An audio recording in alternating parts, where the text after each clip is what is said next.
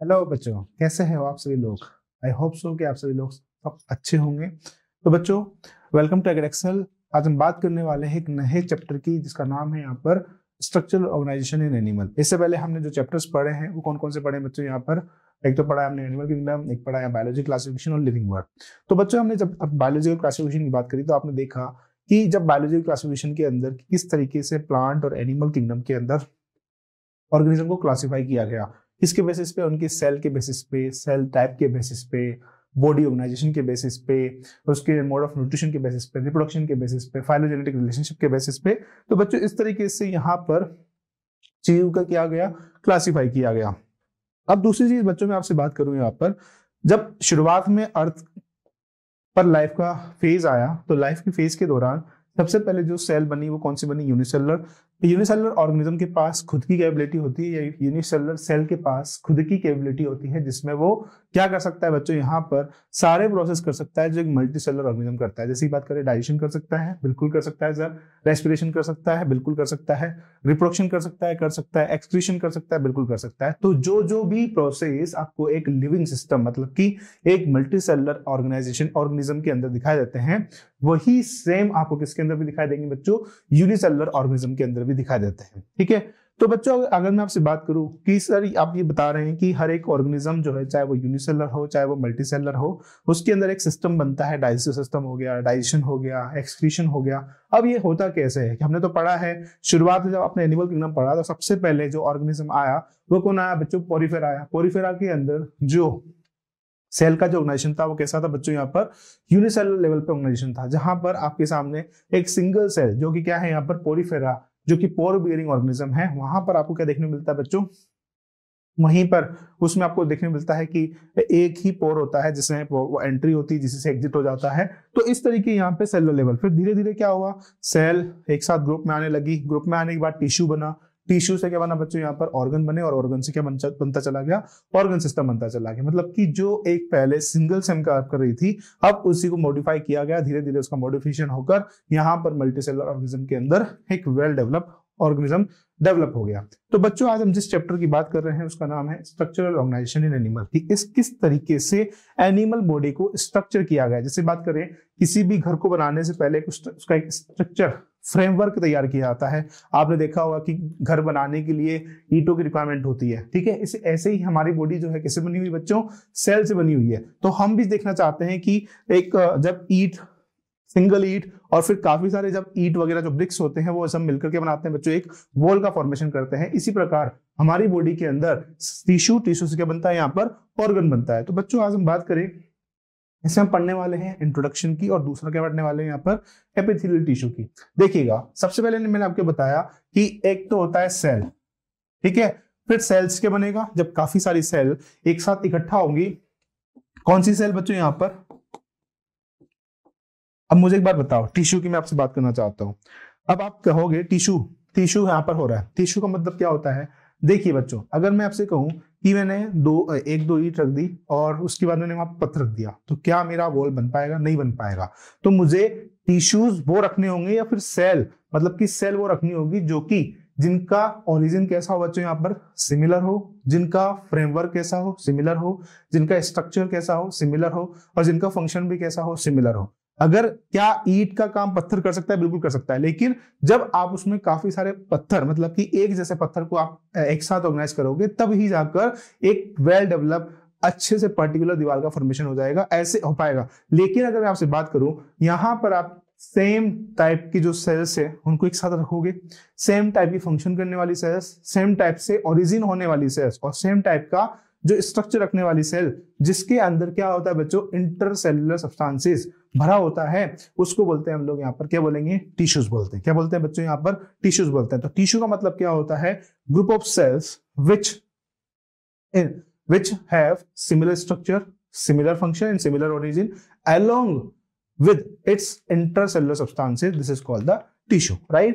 फिर टिश्यू, सब काफी सारे टिश्यूज जो होते हैं एक साथ इकट्ठे होते हैं, तो क्या बनता है बच्चों, यहाँ पर ऑर्गन बनता है। अब ऑर्गन कौन कौन हो सकता है, तो ऑर्गन जैसे हमारी बॉडी के अंदर स्टमक हो गया, हमारे लंग्स हो गए, हार्ट हो गया। लेकिन जब एक साथ सारे जितने भी ऑर्गन हमारी बॉडी के अंदर बने हुए हैं, वो जब एक साथ एक सिस्टम मतलब कि कोऑर्डिनेट मैनर के अंदर काम करने लगे, मतलब उनके अंदर आपको डिवीजन ऑफ लेबर दिखाई देने लगे, तो वो क्या बनाता है, एक सिस्टम बनाता है। देखो, एक मैनेजमेंट या सिस्टम को न बनाने के लिए क्या करना होता है बच्चों, आपको रिक्वायरमेंट होती है किसी एक अच्छे मैनेजर की, किसी एक अच्छे एम्प्लॉय की, एक अच्छे कंप्यूटर सिस्टम की, तभी तो जाकर आप क्या कर पाते हो बच्चों, वहां पर एक सिस्टम वेल डेवलप कर पाते हो। इसी तरीके से जो कि कैसे काम करता है, कोऑर्डिनेट मैनर में काम करता है। तो इसी तरीके से यहाँ पर आपको क्या दिखाई देता है, ऑर्गन से क्या बना होगा बच्चों, यहाँ पर एक ऑर्गन सिस्टम, और ऑर्गन सिस्टम जिसके अंदर डेवलप हुआ वो क्या बना यहाँ पर, ऑर्गन सिस्टम जिसके अंदर डेवलप हुआ वो बना यहाँ पर ऑर्गेनिज्म। तो मेरी बात समझ में आ गई। तो सेल से बना टिश्यू, टिश्यू से बना ऑर्गन, ऑर्गन से बना organ system, and organ system से बना यहाँ पर क्या, ऑर्गेनिज्म, राइट। तो इस तरीके से एक ऑर्गेनिज्म का क्या होता है बच्चों, यहाँ पर फॉर्मेशन होता है।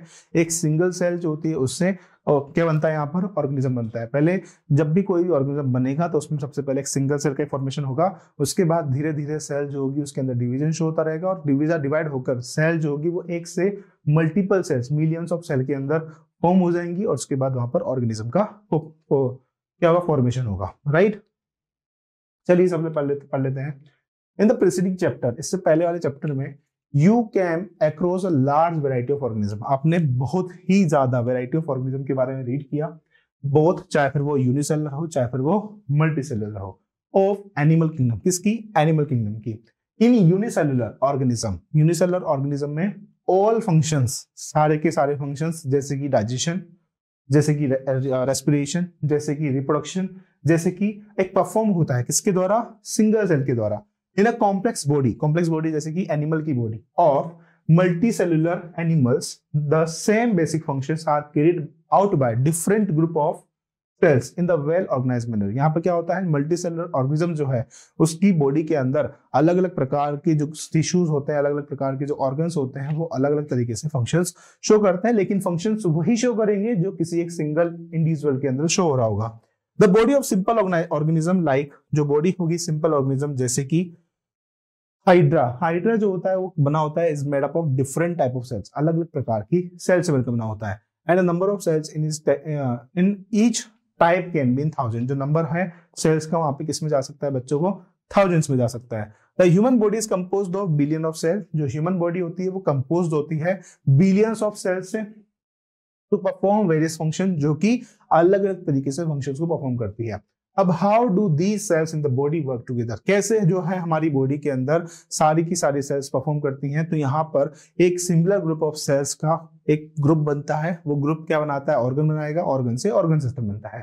तो आगे ये बात बोला है, इन मल्टीसेलुलर एनिमल्स के अंदर a group of similar sales along with intercellular substances perform a specific function, जो क्या परफॉर्म कर रहा है बच्चों, यहाँ पर स्पेसिफिक फंक्शंस को परफॉर्म कर रहा है। Such type of cells is called the tissues, क्या कहलाते हैं बच्चों, वो टिश्यूज कहलाते हैं।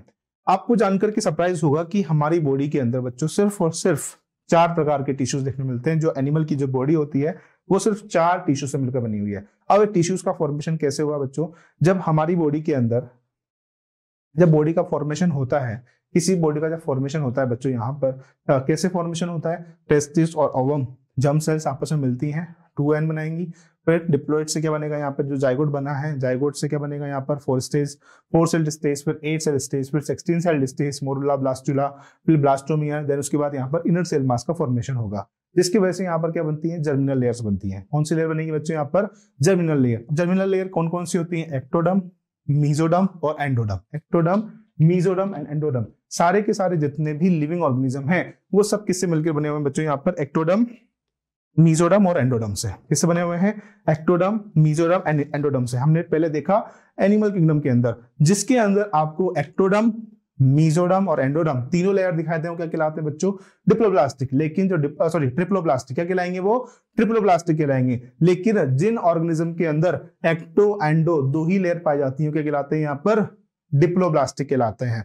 ठीक है, और लेकिन यहाँ पर जो डिप्लोब्लास्टिक ऑर्गेनिज्म होते हैं उनके बीच में एक लेयर प्रेजेंट होती है, इसका नाम है यहाँ पर क्या, मीजोग्लिया। क्या प्रेजेंट होगी बच्चों, मीजोग्लिया प्रेजेंट होती है। तो ह्यूमन की बात करते हैं तो ह्यूमन कैसा ऑर्गेनिज्म है यहाँ पर, ट्रिप्लोब्लास्टिक ऑर्गेनिज्म, क्योंकि यहाँ पर 3 लेयर पाई जाती हैं, एक्टोडर्म, मीजोडर्म और एंडोडर्म। ठीक है, राइट।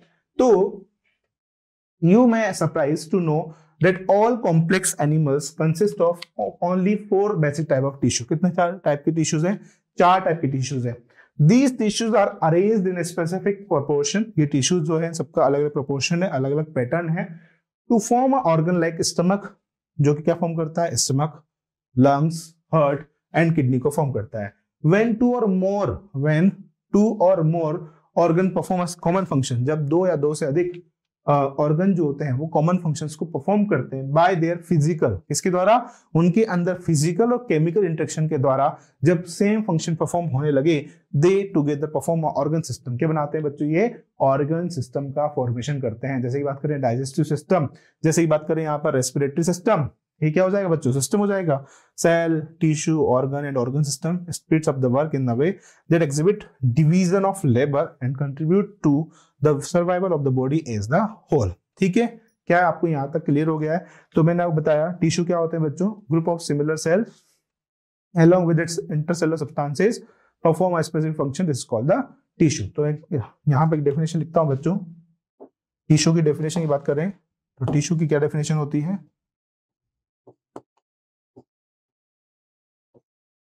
टिश्यू का मतलब होता है group of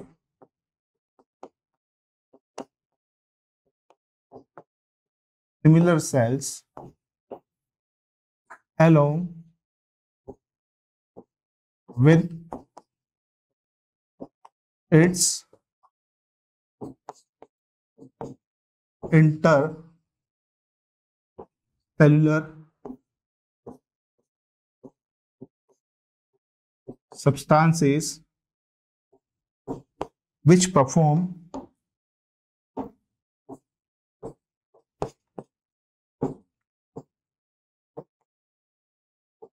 a specific function, that is called tissue। या फिर या कहें group of similar cell in structure, function and origin along with its intercellular substances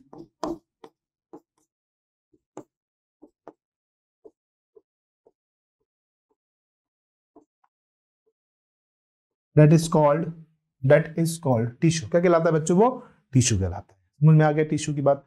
सबसे पहले टिश्यू किसके अंदर देखा गया था, तो हमने देखा पोरीफेरा के अंदर जो ऑर्गेनाइजेशन है, लेवल ऑफ ऑर्गेनाइजेशन कैसा था बच्चों, यहाँ पर सेल्यूलर लेवल ऑफ ऑर्गेनाइजेशन। लेकिन अगर मैं आपसे बात करूं टिश्यू लेवल ऑफ ऑर्गेनाइजेशन, सबसे पहले tissue level of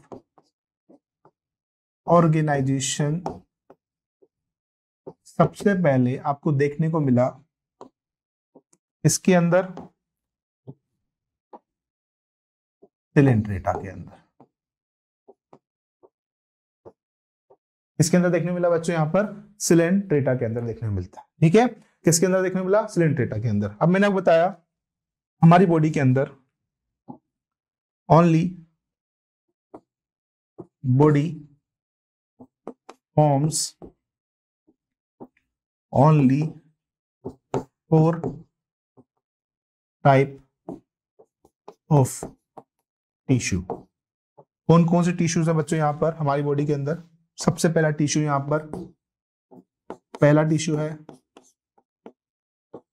epithelial tissue. कौन सा टिश्यू है बच्चों यहां पर? Epithelial tissue. दूसरा यहां पर है कनेक्टिव टिश्यू, कनेक्टिव टिश्यू। तीसरा कौन सा है बच्चों यहां पर,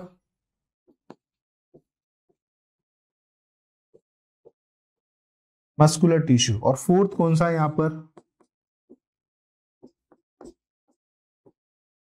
नर्वस टिश्यू। ठीक है, अब इनकी अगर ओरिजिन की बात करें तो इनका ओरिजिन बात करते हैं। सबसे पहले ओरिजिन की मैं आपसे बात करूं, ओरिजिन को देखो तो ओरिजिन देखो कैसा आएगा यहां पर।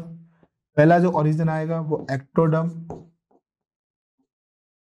मीजोडम और एंडोडम। एक्टोडम, मीजोडम और एंडोडम। ठीक है, कनेक्टिव टिश्यू और मस्कुलर टिश्यू के अंदर जो मेरे पास इनका ओरिजिन आएगा वो क्या आएगा, ओनली मीजोडर्मल ओरिजिन आएगा, मीजोडर्म। और नर्वस टिश्यू के पास जो ओरिजिन है वो कौन सा है, ये भी एक्टोडर्मल ओरिजिन है। कौन सा ओरिजिन है बच्चों, एक्टोडर्मल ओरिजिन है। तो बच्चों इसको चीज ध्यान रखिएगा, बहुत ही ज्यादा इंपॉर्टेंट चीज है ये। तो एपिथेलियल टिश्यू के पास ectoderm, mesoderm, endoderm.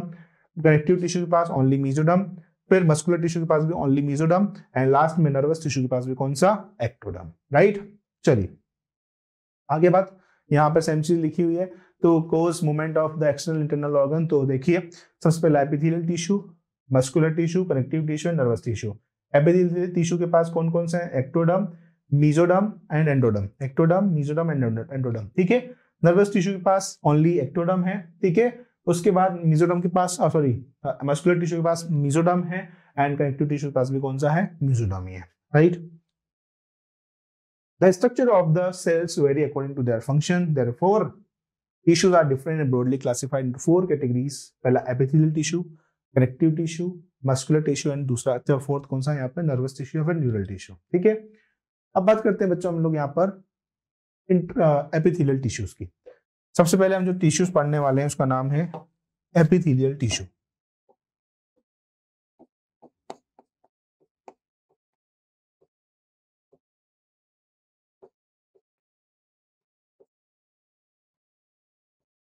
Epithelial tissue, epithelial tissue का मतलब ये होता है एक ऐसा tissue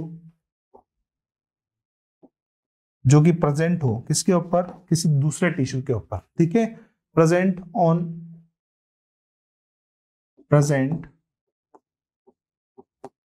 upper on other tissue. ठीक है, इसका काम क्या होता है अगर मैं आपसे बात करूं बच्चों, तो help in covering and lining. किस में हेल्प करता है बच्चों, ये कवरिंग और लाइनिंग में हेल्प करेगा। किसमें कवरिंग करता है, हेल्प करता है कवरिंग एंड लाइनिंग में। दूसरा क्या आ जाएगा, ये होता है बच्चों आपका सिंगल सेल और मल्टीपल सेल। सिंगल लेयर और दूसरा कौन सा होगा, multiple layer. Multiple layer, single layer के अंदर आता है बच्चों सिंपल एपिथीलियम, सिंपल एपिथीलियम। और मल्टीपल लेयर के अंदर आएगा आपका compound epithelium. Simple epithelium and compound epithelium. अब जैसे कि मैं आपके सामने डायग्राम ड्रॉ करूं इस चीज का, तो देखिएगा सिंपल एपिथेलियम की बात करते हैं।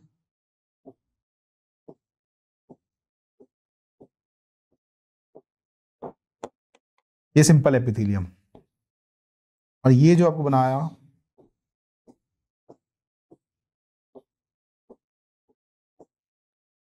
ये कंपाउंड एपिथेलियम। कौन सा एपिथेलियम है बच्चों, ये कंपाउंड एपिथेलियम। अब जो एपिथेलियम आपके सामने ड्रॉ करिए बच्चों, क्या इसके बीच में इंटरसेलुलर मैट्रिक्स प्रेजेंट है, तो नहीं है। तो इसके बीच में जो होता है intercellular matrix, inter cellular matrix less या फिर absent, because they are tightly packed. कैसे होते हैं बच्चों? ये टाइटली पैक्ड होते हैं because they are tightly packed, right. फिर बात करते हैं बच्चों, मैंने आपको बोला कि किसी भी दूसरे टिश्यू के ऊपर, मतलब कि जैसे बात करें हमारी बॉडी के ऊपर जो आपको टिश्यूज की जो लेयर दिखाई दे रही है वो कौन सी लेयर है बच्चों? ये एपिथेलियल टिश्यू है जो कि बॉडी को कवर करती है, बॉडी की लाइनिंग करती है, चाहे वो अंदर से लाइनिंग करे चाहे फिर वो बाहर से लाइनिंग करे, लेकिन जो बाहर से अंदर से दोनों तरफ से लाइनिंग कर रही है ये कौन सा टिश्यू कहलाता है? आपका एपिथेलियल टिश्यू कहलाता है। जब कोई भी चीज आपकी बॉडी को कवर कर रही है तो ये जरूरी है, ये भी बात जरूरी है कि इसमें कहीं ना कहीं वियरिंग भी होगी, इसके अंदर कहीं ना कहीं टीयरिंग भी होगी, इसके अंदर डैमेजिंग भी होगी। तो ये दीज टिश्यू या these cells, these cells can be damage very easily. But ये बताओ, जब भी आपकी स्किन बाहर निकलती है, आपने देखा होगा सर्दियों के टाइम पे आपकी जो स्किन होती है वो बाहर निकल रही होती है, तो ये बताओ मुझे कि जब ये बाहर निकलती है तो क्या आपको हड्डी दिखाई देती है? नहीं दिखाई देती है। क्यों? क्योंकि इसके अंदर high regeneration power, high regeneration power आपको देखने को मिलती है। साथ के साथ जब आपकी स्किन निकलती है तो क्या आपको उस टाइम पे ब्लड आता है? तो नहीं आता। क्यों? क्योंकि ये कैसी होती है बच्चों? ए वेस्कुलर होती है। ए वेस्कुलर का मतलब क्या हो गया कि यहां पर ब्लड वेसल्स कैसी होंगी बच्चों? एब्सेंट होंगी। सर आपने ये दो चीजें बोली कि एक तो सबसे पहली चीज तो इंटरसेलुलर मैट्रिक्स होता है, बिल्कुल होता है। तो सर ये बताओ कि इनके अंदर जो है न्यूट्रिशन कैसे मिलता है, इनको न्यूट्रिशन कौन देता है? तो देखिएगा बच्चों, यहाँ पे समझिएगा। देखिए, अगर मैं आपसे बात करूं बच्चों इन सेल्स की, तो सेल्स जो होती हैं ये आपस में कैसे अरेंज है? कुछ इस तरीके से अरेंज है। और इन सेल्स को सिट करने के लिए, बैठने के लिए किसी एक लेयर की रिक्वायरमेंट होगी, तब जाकर ये अपनी मेम्ब्रेन का फॉर्मेशन कर पाएंगी। तो इसलिए इनके पास क्या प्रेजेंट होता है बच्चों? एक मेम्ब्रेन प्रेजेंट होती है। इनके पास एक मेम्ब्रेन प्रेजेंट होती है। ये जो मेम्ब्रेन प्रेजेंट आपको दिखाई दे रही है, ये एक मेम्ब्रेन प्रेजेंट होगी इनके पास, राइट। ये मेम्ब्रेन प्रेजेंट होती है, ठीक। अभी जो मेम्ब्रेन प्रेजेंट होगी बच्चों इनके पास,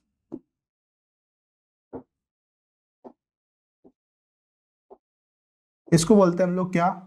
बेसमेंट मेम्ब्रेन। क्या बोलेंगे बच्चों? Basement membrane. क्या बोलते हैं इसको? Basement membrane. इस वाली मेम्ब्रेन को बोलते हैं हम लोग बेसमेंट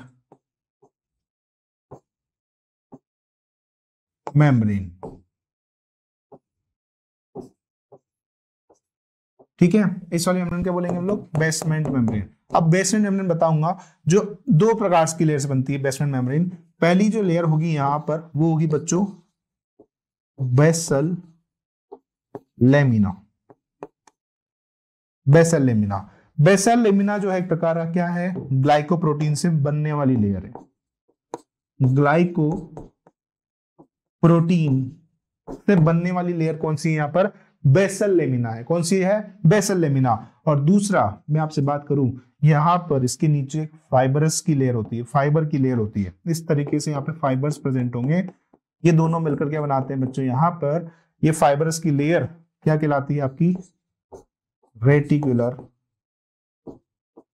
रेटिकुलर मेम्ब्रेन कहलाएगी। क्या कहलाएगी? Reticular membrane. जो कैसी होती है बच्चों? यहाँ पर फाइबरस होती है। इसके नीचे प्रेजेंट होता है बच्चों कौन? Connective tissue. जस्ट इसके नीचे प्रेजेंट होता है कौन? Connective tissue.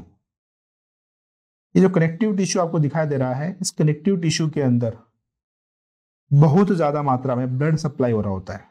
क्या सप्लाई होता है बच्चों? यहाँ पर बहुत अच्छा ज्यादा मात्रा में यहाँ पर ब्लड सप्लाई होता है। देखो मैं आपको दिखाता हूँ, ये ब्लड सप्लाई होता है इसके अंदर। इसके अंदर ब्लड वेसल्स जो होती है वो बह रही होती है कुछ इस तरीके से। इसके अंदर ब्लड वेसल्स जो है बच्चों यहाँ पर देखने को मिलती हैं।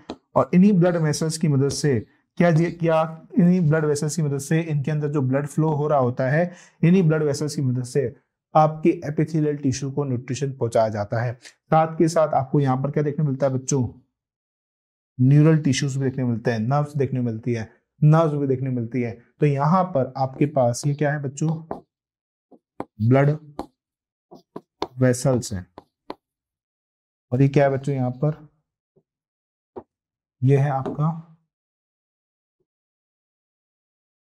ये क्या है बच्चों, आपकी नर्व है। क्या है ये, आपकी नर्व है। आई होप सो कि आपको इसी समझ में आ गया होगा। तो ये वाला जो आपको दिखाई दे रहा है, ये है आपका एपिथेलियल टिश्यू। एपिथेलियल टिश्यू के नीचे बेसमेंट मेम्ब्रेन जो कि बनी हुई दो पार्ट से, बेसल लेमिना और दूसरा है रेटिकुलर फाइबर। बेसल लेमिना जो है ग्लाइकोप्रोटीन और जो रेटिकुलर होते हैं फाइबर के बने होते हैं। दूसरा बात करें तो आपके जो नीचे कनेक्टिव टिश्यू है, कौन सा टिश्यू है बच्चों, ये कनेक्टिव टिश्यू।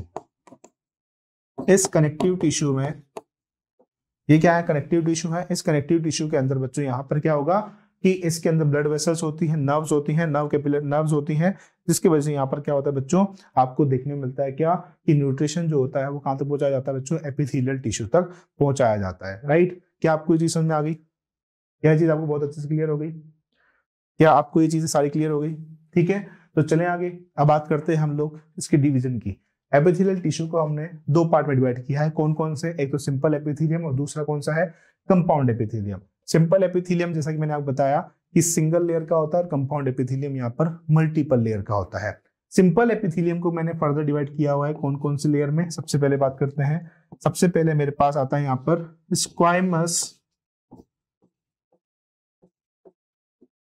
स्क्वाइमस एपिथेलियम। कौन सा आएगा बच्चों, स्क्वाइमस एपिथेलियम। दूसरा मेरे पास आएगा क्यूबॉइडल एपिथेलियम। कौन सा आएगा बच्चों, क्यूबॉइडल एपिथेलियम। तीसरा मेरे पास आएगा कोल्यूमिनार एपिथेलियम। पहला आएगा आपके पास स्क्वाइमस एपिथेलियम, दूसरा आएगा आपके पास क्यूबॉइडल एपिथेलियम और तीसरा आएगा यहाँ पर कोल्यूमिनार एपिथेलियम।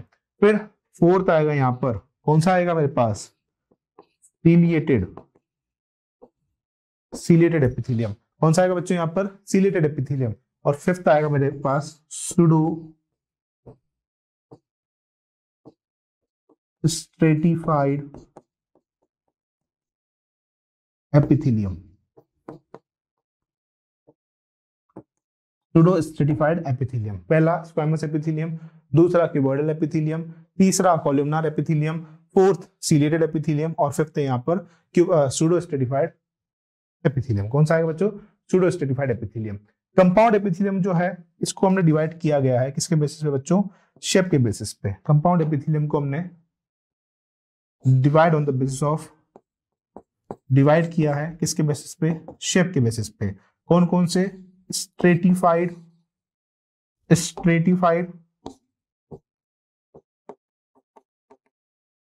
एपिथेलियम और दूसरा यहां पर transition epithelium. On the basis of the shape के बेसिस पे बात की गई है। ठीक है, स्ट्रेटिफाइड एपिथेलियम को भी फर्दर हमने डिवाइड किया है। कौन कौन से आएगा, यहां सेम आएगा, स्क्वाइमस एपिथेलियम, फिर क्यूबॉइडल एपिथेलियम, फिर कोल्यूमिनार एपिथेलियम और फिर आएगा आपका यहां पर कोल्यूमिनार सीलिएटेड एपिथेलियम। कोल्यूमिनार सीलिएटेड एपिथेलियम, ठीक है। और ट्रांजिशन एपिथेलियम को फर्दर डिवाइड नहीं किया गया। तो ध्यान रहेगा बच्चों, एपिथेलियम के दो पार्ट कौन कौन से, सिंपल एपिथेलियम और compound epithelium. Simple epithelium squamous epithelium, cuboidal epithelium, columnar epithelium, ciliated epithelium और सूडो स्ट्रेटिफाइड एपिथेलियम आपको देखने को मिलते हैं। राइट, चलिए हम बात कर लेते हैं हम लोग यहाँ पर स्क्वाइमस एपिथेलियम के बारे में। सबसे पहले हम समझते हैं यहाँ पर स्क्वाइमस एपिथेलियम। फर्स्ट हमारे पास, इससे पहले एनसीईआरटी रीड कर लेते हैं ताकि फिर आपको आने लग जाए। देखिएगा बच्चों यहाँ पर, हाँ, we commonly refers to an epithelial tissue और एज एपिथेलियम। हम जो है कॉमनली रेफर्स करते हैं एपिथेलियम टिश्यू को एज एपिथेलियम। ये टिश्यू जो होता है इसका फ्री सरफेस होता है। इस टिश्यू का क्या होगा बच्चों, यहाँ पर फ्री सरफेस होता है which face either a body fluid, जो कि फेस करता है या द बॉडी फ्लूइड को या फिर एक्सटर्नल एनवायरनमेंट को, and thus provide a covering or lining of for some parts of the body. इसकी जो सेल्स होती हैं वो आपस में कॉम्पैक्टली अरेंज होती हैं, जिसमें बहुत ही कम आपको इंटरसेलुलर मैट्रिक्स देखने को मिलता है। ठीक है, तो क्या बोल रहा है, ये दो प्रकार के होते हैं, सिंपल एपिथेलियम और कंपाउंड एपिथेलियम। सिंपल एपिथेलियम जो होता है वो किससे बना होता है, सिंगल लेयर से बना होता है, और ये क्या करने में हेल्प करता है, कवरिंग करने में, लाइनिंग करने में हेल्प करता है, किसकी, डक्ट्स की हो गया, ठीक है, कैविटीज की हो गई, ट्यूब्स की हो गई, इनकी लाइनिंग करने में हेल्प करेगा। और कनेक्टिव टिश्यू का काम क्या होता है बच्चों, यहाँ पर प्रोटेक्टिव करना। क्यों, क्योंकि ये दो और दो से अधिक लेयर का बना हुआ है, इसलिए जो आपको कंपाउंड टिश्यू होता है वो हमारी बॉडी को प्रोटेक्ट करने में हेल्प करता है। ठीक है, फिर on the base of the body the structural modification of simple epithelium कितने पार्ट में डिवाइड है, एनसीईआरटी के अंदर simple epithelium, cuboidal epithelium and columnar epithelium, 3 part में डिवाइडेड है एनसीईआरटी के बेसिस पे। अब बात कर लेते हैं सबसे पहले हम लोग सिंपल एपिथेलियम, जिसमें आता है आपका स्क्वामस एपिथेलियम। सिंपल एपिथेलियम की अगर मैं आपसे बात करूं बच्चों, यहां पर सिंपल एपिथेलियम ऊपर लिख देता हूं, सिंपल एपिथेलियम की बात की जाए तो सिंपल एपिथेलियम का काम होता है सबसे पहले तो डिफ्यूजन करना, डिफ्यूजन, फिर दूसरा यहां पर होता है डिफ्यूजन करना, फिर दूसरा यहां पर कौन सा होगा, सिक्रेशन। लेकिन ये किसी प्रकार से प्रोटेक्शन करने में हेल्प नहीं करता, do not play role in protection. किसमें हेल्प नहीं करता है ये, प्रोटेक्शन करने में हेल्प नहीं करेगा। सबसे पहले मैं आपसे बात करता हूं स्क्वामस एपिथेलियम की। तो स्क्वामस एपिथेलियम की अगर बात करें तो स्क्वामस एपिथेलियम आपके कैसे सेल्स होते हैं, स्क्वामस एपिथेलियम आपके प्लेट सेल्स होते हैं। कैसे सेल्स होते हैं बच्चों, ये प्लेट सेल्स होते हैं। दूसरी, इनका जो शेप होता है वो कैसा होता है, इर्रेगुलर होगा, इर्रेगुलर इनका क्या देखने को मिलता है बच्चों, शेप देखने को मिलता है। ये आपको दिखाई दे रहा है, इनका जो शेप आपको दिखाई दे रहा है इर्रेगुलर। इस वजह से यहां पर जो सेल्स का अरेंजमेंट होता है वो कैसा होगा बच्चों, इर्रेगुलर है और पॉलीगोनल है। ठीक है, इर्रेगुलर है और पॉलीगोनल है, राइट। फिर दूसरी बात करते हैं यहां पर और क्या होता है बच्चों, तो इसके अंदर जो फंक्शनिंग होती है वो क्या करना, डिफ्यूजन करना एंड चीजों को एक्सचेंज करना, डिफ्यूजन करना और एक्सचेंज करना। कैसे करना बच्चों, डिफ्यूजन करना और एक्सचेंज करना। अब मुझे बताओ बच्चों, डिफ्यूजन और एक्सचेंज हमारी बॉडी में कहाँ चलता है। सबसे पहले तो मैं आपसे बात करूं, देखिए हमारी बॉडी के अंदर जो एक रेस्पिरेटरी सिस्टम है उसके अंदर क्या होता है, लंग्स होते हैं। लंग्स के अंदर ट्रेकिया, मतलब अंदर क्या प्रेजेंट होता है, ट्रेकिया के अंदर ब्रोंकाई, ब्रोंकियस, एल्वियोलाई और एल्वियोलर सेक्स प्रेजेंट होते हैं। ये आपस में कनेक्टेड होते हैं, किससे, ब्लड वेसल से कनेक्टेड होते हैं। हम बाहर से क्या ले रहे हैं, ऑक्सीजन ले रहे हैं, अंदर से हम CO2 को छोड़ रहे हैं। दैट मीन्स हमारी बॉडी के अंदर सबसे ज्यादा मात्रा CO2 की भी है, ठीक है, लेकिन हम बाहर से ऑक्सीजन ले रहे हैं इसलिए ताकि हम हमारी बॉडी को क्या सप्लाई कर सकें, ऑक्सीजनेटेड ब्लड की सप्लाई कर सकें। हमारी बॉडी के अंदर जैसे ही ऑक्सीजन अंदर एंटर करती है तो सबसे पहले कहाँ जाती है, ट्रेकिया की मदद से आपके लंग्स में एंटर करेगी, फिर वहां से कहाँ जाएंगी, ब्रोंकाई में, फिर ब्रोंकियस में, फिर एल्वियोलाई, फिर एल्वियोलर सेक में जाती है। तो एल्वियोलर सेक जो होता है बच्चों, यहाँ पर क्या करता है, आपकी बॉडी के अंदर जो ऑक्सीजन ज्यादा गई है, मतलब जो ऑक्सीजन गई है उसको ब्लड के साथ एक्सचेंज करने का काम करता है। तो सबसे पहली चीज तो डिफ्यूजन का मतलब क्या होता है, कोई भी मॉलिक्यूल, कोई पार्टिकल जो होगा वो हाई कंसंट्रेशन से लो कंसंट्रेशन की तरफ मूव करता है, तो this is called the diffusion. और डिफ्यूजन के अंदर क्या हो रहा है बच्चों, यहाँ पर एक तो डिफ्यूजन प्रोसेस हो रही है, कहाँ पे हो रही है, हमारे लंग्स के अंदर। दूसरा, ब्लड के साथ जब एक्सचेंज हो रहा है तो इस चीज को भी एक्सचेंज करना कह रहे हैं। तो आपको कहाँ देखने को मिलता है बच्चों, सबसे पहले एल्वियोलाई में, दूसरा ब्लड वेसल्स में, ब्लड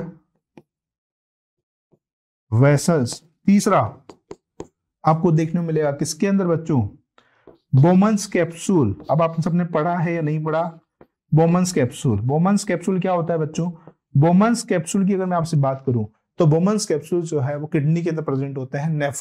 नेफ्रॉन के अंदर एक कटोरे लाइक स्ट्रक्चर होता है, इसको बोलते हैं हम लोग बोमन्स कैप्सूल। बोमन का मतलब होता है यहाँ पर कैप्सुलेटेड, मतलब कि जैसे इस तरीके का स्ट्रक्चर होता है, मैं आपको दिखाऊं तो इस तरीके का स्ट्रक्चर होता है बोमन्स कैप्सूल, ठीक है, इस तरीके का यहाँ पर क्या होगा, स्ट्रक्चर होता है बोमन्स कैप्सूल। तो बोमन्स कैप्सूल के अंदर प्रेजेंट होते हैं कौन से टिश्यूज बच्चों, यहाँ पर स्क्वायमस एपिथेलियम टिश्यू। कौन से टिश्यू प्रेजेंट होंगे? स्क्वायमस एपिथेलियम टिश्यूज आपको देखने मिलते हैं। फिर और क्या देखने मिलता है? आपको देखने मिलता है पेरिटोनियम। पेरिटोनियम किसके अंदर देखने मिलेगा? पेरिटोनियम के अंदर देखने मिलता है। ठीक है, फिर मैंने आपको बता दिया कि इसका जो स्ट्रक्चर होता है बच्चों कैसा होता है। इसका स्ट्रक्चर फ्लैट सेल, तो इसको मैं बोल सकता हूं पेवमेंट। पेवमेंट का मतलब होता है टाइल लाइक स्ट्रक्चर, और इरेगुलर का मतलब हो गया टेसिलेटेड। क्या बोलते हैं इसको? टेसिलेटेड। तो इरेगुलर को बोल सकते हैं हम लोग टेसिलेटेड। क्या बोलेंगे इसको? टेसिलेटेड बोलेंगे। आपको समझ में आ गया? Squamous epithelium. स्क्वायमस एपिथेलियम मैंने आपको बताया प्लेट सेल्स होते हैं, दैट मींस पेवमेंट। आपने देखा होगा टाइल जो होती है वो कैसे कनेक्टेड होती है एक दूसरे से, पॉलीगोनल होते हैं, इरेगुलर होते हैं। ठीक है, इनका काम क्या होता है? इनका फंक्शन होता है डिफ्यूजन करना, इनका काम होता है एक्सचेंज करना। क्या काम देखने मिलते हैं आपको? एल्विलाई में, आपको देखने मिलेंगे ब्लड वेसल्स के अंदर, आपको देखने मिलेंगे बोमन्स कैप्सूल के अंदर, आपको देखने मिलते हैं कहाँ? पेरिटोनियम में। ठीक है, तो ये हो गया आपका क्या? Squamous epithelium. क्या हो गया बच्चों? ये स्क्वायमस एपिथेलियम। अगला जो एपिथेलियम हमको देखने मिल रहा है वो कौन सा आ रहा है बच्चों? अब अगला जो एपिथेलियम आ रहा है हमारे पास वो आता है क्यूबॉइडल एपिथेलियम। कौन सा आएगा बच्चों यहाँ पर? Cuboidal epithelium, right. तो क्यूबॉइडल एपिथेलियम की बात कर लेते हैं। क्यूबॉइडल एपिथेलियम, क्यूबॉइडल एपिथेलियम के अंदर आपको जो सेल्स देखने मिलते हैं वो कैसा सेल होता है? यहाँ पर क्यूब लाइक सेल्स होता है। कैसा होगा बच्चों? यहाँ पर क्यूब लाइक सेल्स प्रेजेंट होते हैं, क्यूब लाइक, क्यूब जैसे। ठीक है, इनका जो न्यूक्लियस होता है बच्चों, न्यूक्लियस लोकेटेड इन सेंटर। इनका जो न्यूक्लियस होगा वो लोकेटेड होगा किसके अंदर बच्चों? सेंटर के अंदर लोकेटेड होता है, राइट। फिर बात करते हैं बच्चों यहां पर, अगर मैं आपसे बात करूं तो देखिएगा इनके अंदर जो फंक्शनिंग होगी वो फंक्शनिंग किसकी मदद से होती है? फंक्शनिंग होती है कहां पर? क्या फंक्शन करते हैं बच्चों? एक तो करेंगे एक्रेशन और दूसरा करेंगे ये एब्जॉर्प्शन, सिक्रीशन एंड एब्जॉर्प्शन। कौन सा करते हैं बच्चों? सिक्रीशन भी करेंगे और एब्जॉर्प्शन भी करने का काम करते हैं। सिक्रीशन एंड एब्जॉर्प्शन करने का काम करते हैं। अगला देखते हैं कहां का देखने मिलता है आपको। सबसे पहली चीज तो आप देखिएगा प्रोक्सिमल कॉन्वोल्यूटेड ट्यूब्यूल्स के अंदर सबसे पहले दिखाई देगा आपको proximal convoluted tubule. Proximal convoluted tubule that means PCT कहां प्रेजेंट होता है बच्चों? नेफ्रॉन के अंदर। इसके अंदर आपके पास जो एपिथेलियम देखने को मिलता है कौन सा एपिथेलियम देखने को मिलेगा? Brush border cuboidal epithelium.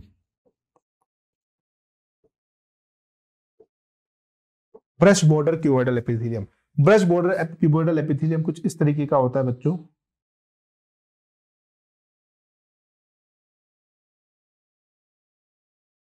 इस तरीके का होता है ब्रश बॉर्डर क्यूबॉइडल एपिथेलियम। ये है ब्रश बॉर्डर क्यूबॉइडल एपिथेलियम, जिसमें क्या होता है? हेयर लाइक मतलब ब्रश लाइक स्ट्रक्चर होता है ब्रश बॉर्डर क्यूबॉइडल एपिथेलियम।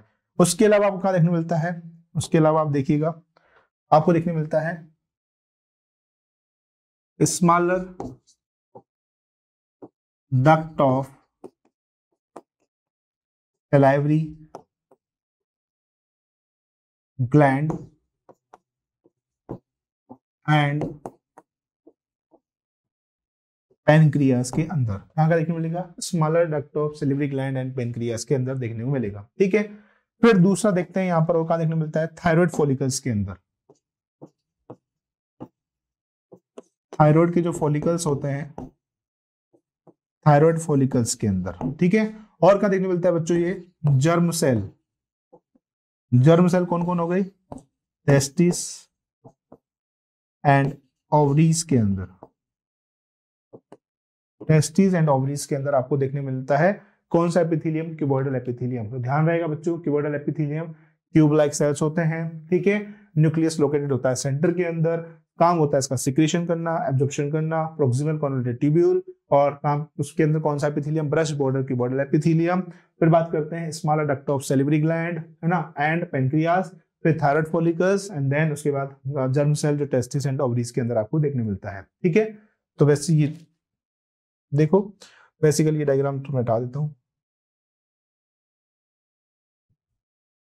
इसके बाद आता है बच्चों आपका जर्मिनल एपिथेलियम। कौन सा एपिथेलियम आ रहा है? कोल्यूमनार एपिथेलियम। कौन सा आ रहा है बच्चों यहाँ पर? कोल्यूमनार एपिथेलियम। कोल्यूमनार एपिथेलियम की अगर बात करें तो कोल्यूमनार एपिथेलियम का स्ट्रक्चर कैसा होता है? टॉल सेल्स होती है। ठीक है, टॉल सेल्स होती है। किस सेल्स होती है? टॉल सेल्स होती हैं। इसके अंदर जो न्यूक्लियस प्रेजेंट होगा, इसके अंदर जो न्यूक्लियस प्रेजेंट होगा, nucleus present at base, nucleus present होता है किसके ऊपर? बेस पे प्रेजेंट होता है, राइट। फिर देखते हैं बच्चों, अगर मैं आपसे बात करूं यहां पर, तो इसका काम भी क्या होता है? इसका काम होता है सिक्रीशन करना एंड एब्जॉर्प्शन करना। सिक्रीशन एंड एब्जॉर्प्शन कहां कहां देखने मिलता है बच्चों? ये गैस्ट्रिक ग्लैंड और इंटेस्टाइनल ग्लैंड के अंदर कहां कहां देखने मिलेगा? Gastric gland, that means stomach, and दूसरा इंटेस्टाइनल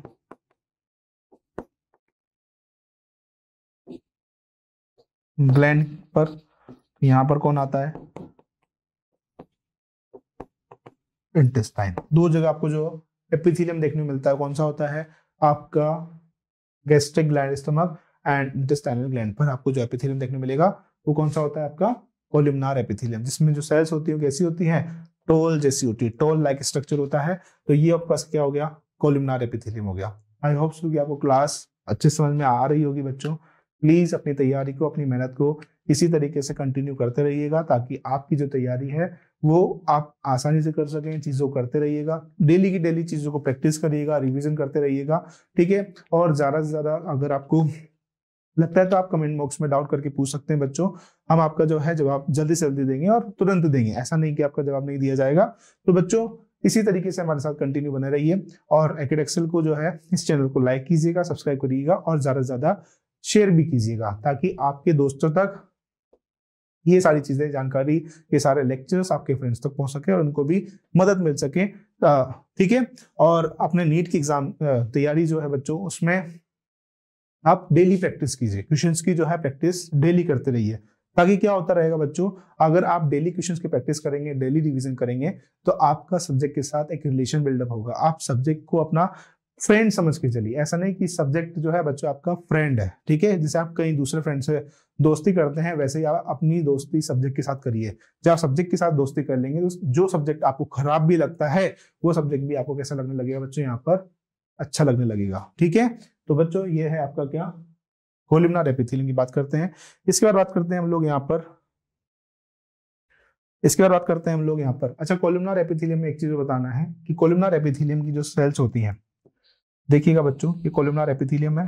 ठीक है, इसमें अगर बात करें तो इसका जो स्ट्रक्चर होता है वो कुछ इस तरीके का होता है। ठीक है, तो यहाँ पर इसकी जो सेल्स होती हैं वो कैसी होती है? गॉबलेट लाइक होती है, इसलिए इसको बोला जाता है गॉबलेट सेल्स बोलते हैं। क्या बोलते हैं इसको? गॉबलेट सेल्स बोलते हैं, राइट। तो चलिए इसके बाद आता है अगला एपिथेलियम, सीलिएटेड एपिथेलियम। ठीक है, कौन सा एपिथेलियम आएगा? Ciliated epithelium. अब सीलिएटेड एपिथेलियम जो होता है, इसका काम क्या होता है कि किसी भी पार्टिकल को मूव करना किसी एक पर्टिकुलर डायरेक्शन के अंदर। जैसे बात करें, हमारी बॉडी के अंदर प्रेजेंट है ट्रेकिया। ठीक है, ट्रेकिया के अंदर जो एयर आ रही है बच्चों, वो ट्रेकिया के अंदर जो एयर आ रही है, ब्रोंकाई के अंदर जो एयर आ रही है, जो लंग्स के अंदर जो एयर आ रही है, तो उसके अंदर उस एयर को कहाँ पर लेके जाना है, तो वो काम कौन करता है? आपका सीलिया करता है। क्या करेगा? सीलिया करता है, मूवमेंट करने में हेल्प करता है किसी भी चीज को। ठीक है, फेलोपियन ट्यूब के अंदर आपने देखा होगा, ओवरी का मूवमेंट करवाने में हेल्प करते हैं कौन? यहाँ पर सीलिया। तो सीलिया जो होता है, उसका काम क्या होता है? तो मूवमेंट करवाना, ठीक है, एक राइट डायरेक्शन में। इट हेल्प इन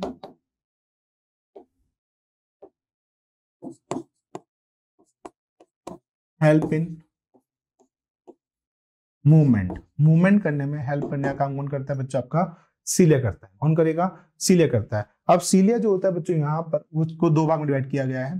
कौन कौन सा? अब सीलिएटेड एपिथेलियम जो होता है वो मॉडिफिकेशन है। किसका मॉडिफिकेशन है? या फिर कह सकते हैं जो अगर कह सकते हैं कि अगर कोल्यूमनार या क्यूबोइडल सेल्स के ऊपर सीलिया मतलब कि हेयर लाइक स्ट्रक्चर ग्रो कर जाए तो क्या कहलाता है? आपका सीलिएटेड एपिथेलियम। तो ये दो भाग में डिवाइडेड है, कोल्यूमनार और सीलिएटेड, सॉरी क्यूबॉइडल, कोल्यूमनार और क्यूबॉइडल, क्यूबॉइडल, ठीक है, कोल्यूमनार सीलिएटेड और क्यूबॉइडल सीलिएटेड। तो कोल्यूमनार सीलिएटेड आपको देखने मिलता है कहां पर, लार्जर ब्रोंकाई के अंदर, और ये कहां देखने मिलता है बच्चों आपको, स्मॉलर ब्रोंकाई के अंदर। और लार्जर जो कोल्यूमनार वाला होता है आपको कहां देखने मिलता है, और आपको देखने मिलेगा बच्चों ये फैलोपियन ट्यूब के अंदर। कहां देखने मिलेगा बच्चों आपको, ये फैलोपियन ट्यूब के अंदर देखने मिलता है। समझ आ गया, यहाँ तक क्लियर हो गया चीजें। तो ये है आपका कौन सा, सीलिएटेड एपिथेलियम, ठीक है, ये है आपका सीलिएटेड एपिथेलियम। सीलिएटेड एपिथेलियम आपको प्रेजेंट होता है कहां पर, रेस्पिरेटरी ट्रैक्ट के अंदर, फैलोपियन ट्यूब के अंदर, ठीक है। उसके अलावा आपके नेफ्रॉन्स किडनी के अंदर भी प्रेजेंट होता है, तो ये प्रेजेंट होता है। अब बात कर लेते हैं बच्चों यहाँ पर हम लोग एनसीईआरटी की, तो एनसीईआरटी समझ लेते हैं, इसके बाद आगे बात करेंगे। The squamous epithelium is made up of single thin layer. जो स्क्वामस एपिथेलियम है वो किससे बना हुआ है, यहाँ पर सिंगल थिन लेयर से बना हुआ है। दैट मींस यहाँ पर जो सेल्स आ रही है मेरे पास वो कैसी आ रही है बच्चों, फ्लैटेंड सेल्स देखने मिलती हैं। कौन सी सेल देखने मिलेगी यहाँ पर, फ्लैटेंड सेल्स देखने मिलती हैं, ठीक है। फिर बात करते हैं जो स्क्वामस एपिथेलियम है वो बना हुआ है किससे, single thin layer of flattened cells with irregular boundaries. They are found in the wall of blood vessels. ये पाए जाते हैं किसके अंदर, ब्लड वेसल्स की वॉल में and air sacs of lung, ठीक है। यहाँ पे क्या लिखा हुआ है, they are found in the wall of blood vessels and air sacs of lungs, lungs के एयर सेक्स में, and are involve in function like forming a diffusion and boundary, diffusing boundary में हेल्प करना। Cuboidal epithelium जो आता है is composed of single layer of cube like cells, किसे present होते हैं, क्यूब लाइक सेल्स में। There is commonly found in, ये कॉमनली पाए जाते हैं डक्ट ऑफ ग्लैंड के अंदर and tubular part of nephron in kidney. कहाँ पाए जाएंगे बच्चों, ducts of gland and tubular part of nephron in kidney and its main function। सब काम क्या होता है, सिक्रीशन करवाना और एब्जॉर्प्शन करवाना। सिक्रीशन और एब्जॉर्प्शन जो है इसका क्या है, यहाँ पर मेन फंक्शन है, secretion and absorption. The epithelial tissue of the proximal PCT of a nephron in the kidney has microvilli. वो क्या है बच्चों यहाँ पर, माइक्रोविलाई। अगला देखो, the columnar epithelium composed of single layer of tall and cylindrical cells. कौन से सेल्स होते हैं यहाँ पर, टॉल भी होते हैं, सिलेंड्रिकल सेल्स भी होते हैं। इनके न्यूक्लिया जो होते हैं वो बेस पे लोकेटेड होंगे, फ्री सरफेस में है माइक्रोविलाई, इनकी फ्री सरफेस में माइक्रोविलाई होती है, ठीक है। They are found in the lining of stomach, stomach की लाइनिंग पर पाए जाते हैं, इंटेस्टाइन में पाए जाएंगे, हेल्प इन सिक्रीशन और absorption. If the columnar or cuboidal cells bear cilia, यदि कोलुमनार और क्यूबॉइडल सेल्स क्या कर लेते हैं, सीलिया को बियर कर लेते हैं उसकी फ्री सरफेस पर, this is called the ciliated epithelium. क्या कहलाते हैं बच्चों को, सीलिएटेड एपिथेलियम, जो कि क्या करता है बच्चों, their function to move particle और mucus in specific direction over the epithelium. They are mainly present in inner surface of hollow organ। कहाँ प्रेजेंट होते हैं बच्चों, ये hollow organ जो होते हैं हमारे, देखते हैं कि लाइक ब्रोंकियोल्स हो गया, ठीक है, ब्रोंकाई ब्रोंकियोल्स, उसके बाद फैलोपियन ट्यूब पर भी क्या होगा आपके सीलिएटेड एपिथेलियम प्रेजेंट होते हैं। इसके अलावा हमारे पास, अगले मैं आपसे बात करूं बच्चों यहाँ पर, इसके अलावा मैं आपसे बात करना चाहता हूँ, एक आता है आपके पास, जो अगला मेरे पास टिश्यू आ रहा है वो आ रहा है सूडो स्ट्रेटिफाइड टिश्यू। कौन सा आ रहा है बच्चों यहाँ पर, pseudo stratified tissues, pseudo stratified tissue. Pseudo stratified tissue जो होते हैं बच्चों, बेसिकली तो ये कैसे होते हैं, ये सिंपल एपिथेलियम ही होता है। कैसा होता है, बेसिकली तो ये सिंपल ही होगा, सिंपल ही होता है, लेकिन but it is visible multilayer, multilayer, ठीक है।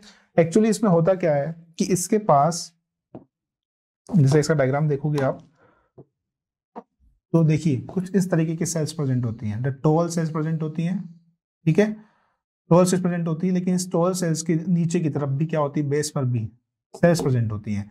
ये वाली जो सेल्स कहलाती है, क्या कहलाती है आपकी, एपिकल सेल्स कहलाती हैं, और दूसरी ये क्या कहलाती है आपकी, बेसल सेल्स कहलाती हैं। इस वजह से इसको क्या बोलते हैं हम लोग, मतलब कि सूडो स्ट्रेटिफाइड टिश्यूज का मतलब हो गया ऐसी, मतलब सूडो का मतलब होता है फाल्स, स्ट्रेटिफाइड टिश्यू मतलब कि जो फाल्स टिश्यू होते हैं, फाल्स मल्टीलेयर मतलब कि झूठी जो टिश्यू बोल रहा है उसको बोलते हैं यहाँ पर हम लोग क्या, सूडो स्ट्रेटिफाइड एपिथेलियम। अब सूडो स्ट्रेटिफाइड एपिथेलियम जो है उसको हमने दो पार्ट में डिवाइड किया है, कोलुमनार सीलेटेड और कोलुमनार नॉन सीलेटेड के अंदर। Columnar chelated and columnar non chelated की बात करें, सबसे पहले अगर बात करें कॉलमनार सिलेटेड, और दूसरा है यहां पर कौन सा, कॉलमनार नॉन सिलेटेड।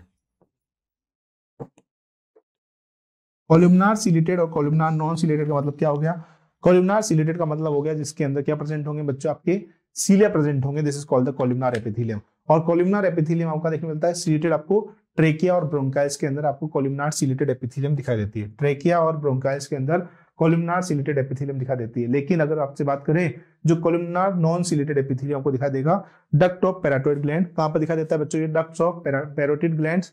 दूसरा आपको क्या दिखा देता है बच्चों, ये आपको ऑल फैक्ट्री, जो ऑल फैक्ट्री जो ग्लैंड्स होती हैं उसके अंदर भी आपको कॉलमनार सिलेटेड ग्लैंड्स दिखा देती हैं। तो कॉलमनार सिलेटेड आपको जो है यहाँ पर कहाँ का दिखाई देगा बच्चों, सबसे पहले बात करते हैं इसके अंदर सीलिया प्रेजेंट होते हैं, सीलिया क्या होंगे बच्चों यहाँ पर प्रेजेंट होंगे। दूसरा आपको क्या दिखाई देता है, ये तो present in trachea and bronchi,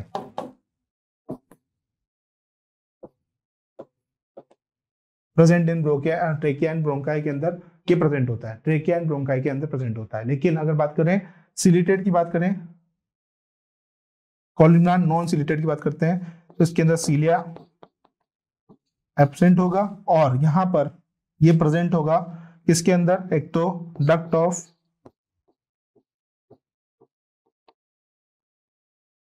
parotid gland, ठीक है, और ऑल फैक्ट्री ग्लैंड, जिसके अंदर आपको दिखाई देता है बच्चों, आपको जो है सूडो स्ट्रेटिफाइड एपिथेलियम दिखाई देता है। ठीक है, कौन सा एपिथेलियम दिखाई देगा, सूडो स्ट्रेटिफाइड एपिथेलियम। अब ब्रोंकियोल्स कर लो यार,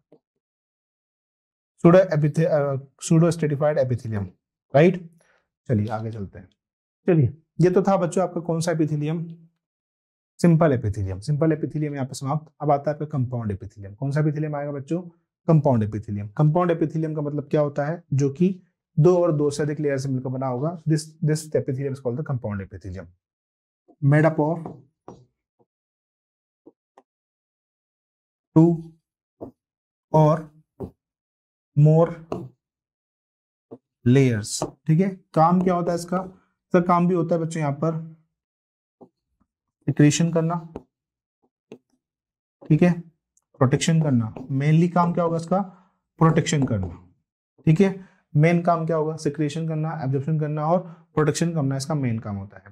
कंपाउंड एपिथेलियम को हमने फर्दर डिवाइड किया हुआ है किसमें, स्ट्रेटिफाइड एंड ट्रांजिशनल एपिथेलियम। दो पार्ट है, पहला stratified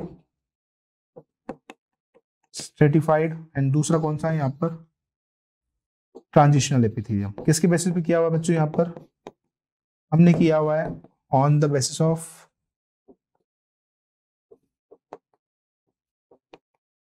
stretching, on the basis of the stretching के बेसिस पे हमने यहाँ पे क्या किया गया, शेपिंग, मतलब स्ट्रेचिंग के टाइम पे जो है शेप चेंज होता है, या फिर मैं कहूँ स्ट्रेचिंग या फिर शेप के ऊपर, जो शेप होता है उसके ऊपर क्या किया है हमने, इसको डिवाइड किया है फर्दर। तो स्ट्रेटिफाइड एंड ट्रांजिशनल, स्ट्रेटिफाइड को हमने चार क्लास में डिवाइड किया है, कौन कौन सा, सबसे पहले आएगा यहाँ पर स्क्वायमस एपिथेलियम, फिर दूसरा आएगा क्यूबॉइडल, फिर कॉलमनार, और लास्ट में कौन आएगा यहाँ पर, कॉलमनार सिलेटेड एपिथेलियम। ठीक है, तो सबसे पहले बात करते हैं स्क्वायमस एपिथेलियम। किसकी बात करें बच्चों यहाँ पर, स्क्वायमस एपिथेलियम। चलिए बात कर लेते हैं स्क्वायमस एपिथेलियम, इसको देख भी लो। कंपाउंड एपिथेलियम जो है वो मोर देन वन लेयर से मिलकर बना हुआ है, this called the multi layered of cells, thus has limited role. इसका जो लिमिटेड रोल जो होता है बच्चों यहाँ पर कैसा होगा, लिमिटेड रोल होगा। ठीक है, रो लिमिटेड होगा, सिक्रेशन होगा and absorption. The main function जो होगा वो is to provide protection against chemical and mechanical stresses. They cover the dry surface of skin, ये पूरी की पूरी जो स्किन की ड्राई सरफेस होती है उसको कवर करता है, जैसे मॉइस्ट सरफेस हो गया, बकल केविटी हो गया, ठीक है, फेरिंग्स हो गया, inner lining of duct of salivary gland हो गया, एंड पेनक्रेटिक डक्ट के अंदर आपको जो टिश्यू देखने को मिलता है कौन सा होता है, कंपाउंड एपिथेलियम टिश्यू देखने को मिलता है। कंपाउंड एपिथेलियम टिश्यू को मैंने बताया आपको स्ट्रेटिफाइड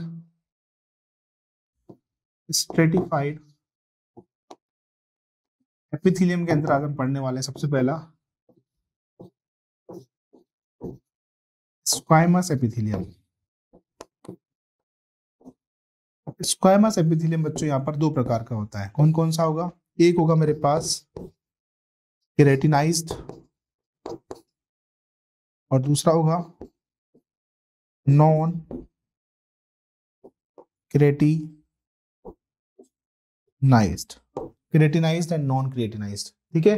क्रेटिनाइज्ड एंड नॉन क्रेटिनाइज्ड यहाँ पे देखने को मिलता है। अब देख लेते हैं, समझ लेते हैं कैसे क्या होता है। क्रेटिनाइज्ड एंड नॉन क्रेटिनाइज्ड की बात करते हैं। तो देखिएगा, सबसे पहले अगर मैं आपसे बात करूं तो देखिएगा बच्चों,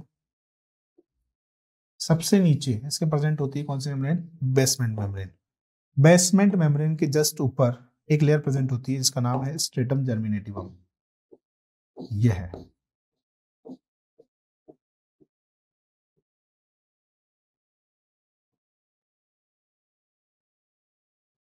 स्ट्रेटम जर्मिनेटिवम।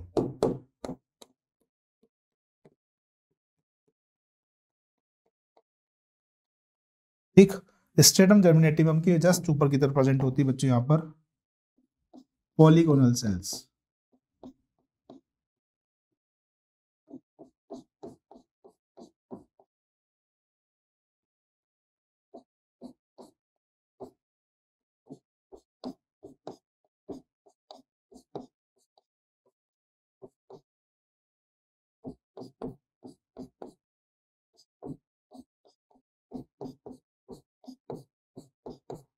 कौन सी लेयर प्रेजेंट है बच्चों? ये पॉलीगोनल सेल्स प्रेजेंट है।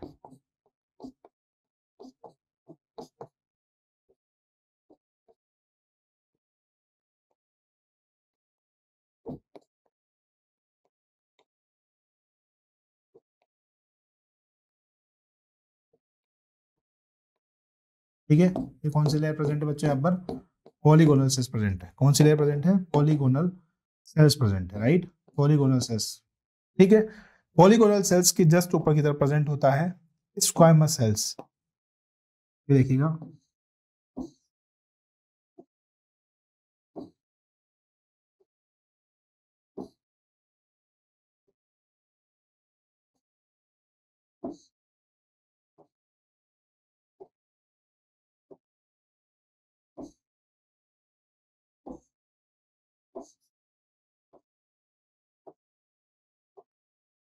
ठीक है।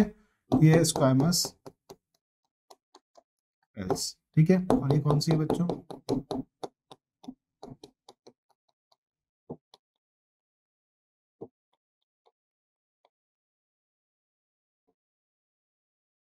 ठीक है, सबसे पहले जो लेयर आपको दिखाई दे रही है बार, ये बेसमेंट मेम्ब्रेन है। थोड़ा सा मैं इसको बड़ा कर देता हूँ।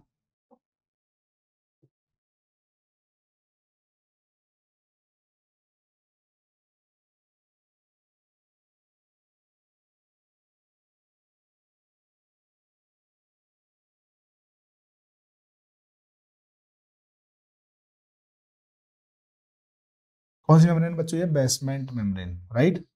This is called the basement membrane.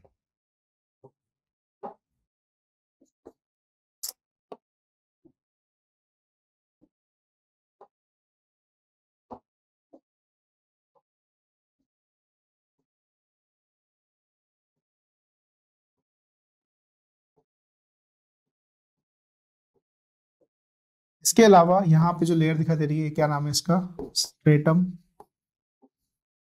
Stratum germinativum. Stratum germinativum, ठीक है।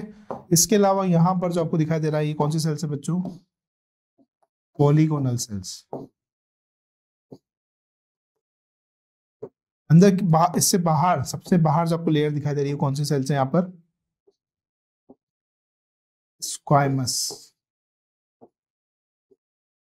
सेल्स, ठीक है। अगर मैं आपसे बात करूं बच्चों, केराटिन की बात करते हैं, तो केराटिन आपको कहाँ देखने को मिलता है? आपकी स्किन पे, आपके हेयर्स में आपको केराटिन देखने को मिलता है।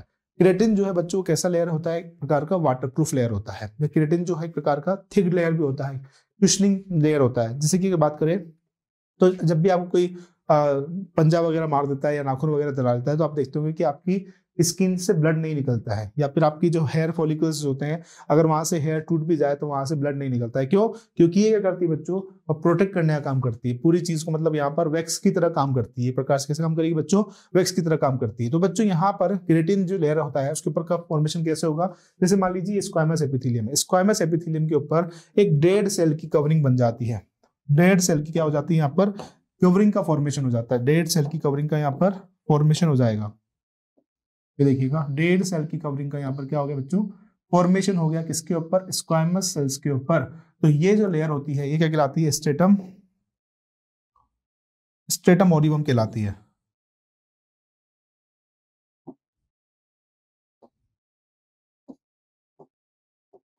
Stratum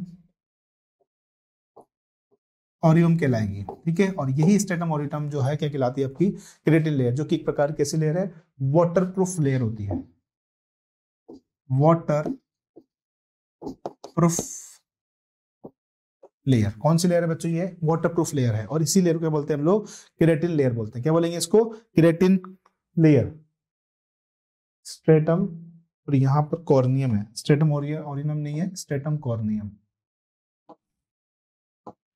stratum corneum.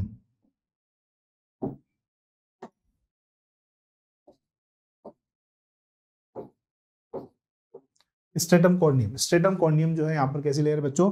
Waterproof layer है। तो बच्चों अगर मैं आपसे बात करूं यहाँ पर, तो देखिएगा केराटिन के नीचे जो केराटिन जो होती है यहाँ पर जो लेयर देखिए कहाँ पे देखने मिलती है आपको? स्किन में देखने मिलती है। लेकिन नॉन केराटिन लेयर आपको कहाँ देखने मिलेगी बच्चों?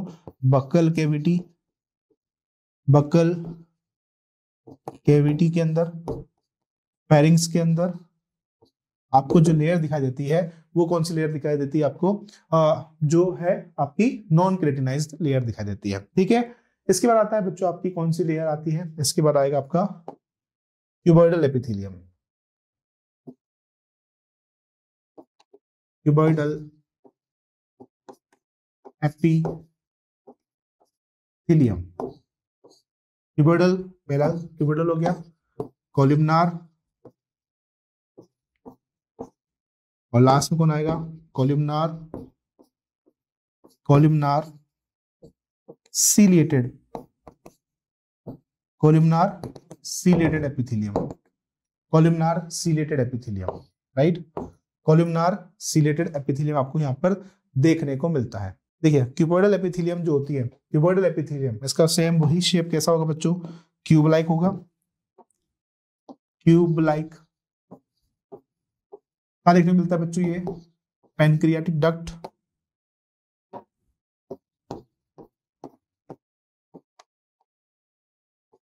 एंड सैलिवरी ग्लैंड के अंदर। ठीक है, कॉलमनार सेल्स आपको देखने मिलती है बच्चों?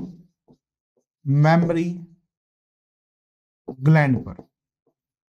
और जो कॉलमनार सीलिएटेड एपिथेलियम जो है आपको दिखाई देता है कहां पर? लैरिंग्स, जो आपका वॉइस बॉक्स होता है, वॉइस बॉक्स पर आपको जो लेयर दिखाई देती है वो कौन सी होती है बच्चों? आपकी कॉलमनार सीलिएटेड एपिथेलियम दिखाई देता है। कौन सा होगा?